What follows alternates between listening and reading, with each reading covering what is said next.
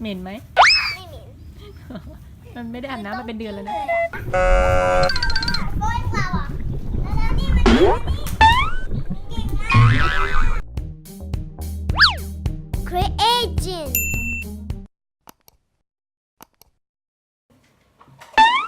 Creating สวัสดีค่ะวันนี้เราจะมีเกมที่ create มาได้ก็คือเขาวงกตด้วยแผ่นเพลทวงกตเลโก้เพื่อมาเล่นกับ Smasher จินจะต้องไปตอบของวงกตนะคะ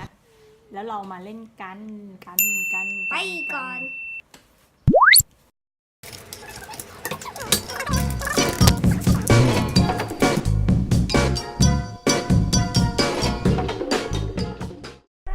เริ่ม ไปแล้วครับเราไปยังไม่ได้ฉัน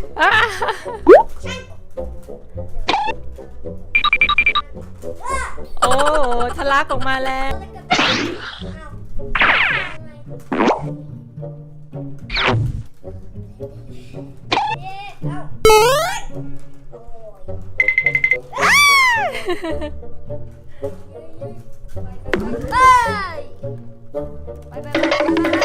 ไปที่นี่เหรอเย้สเปนยา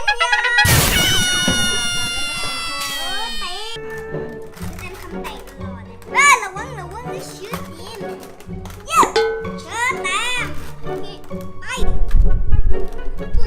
โอ้ยดีพี่ชม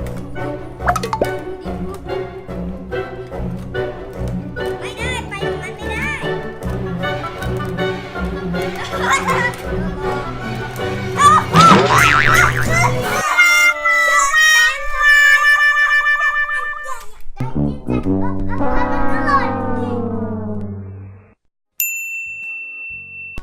ทำเป็นเหมือน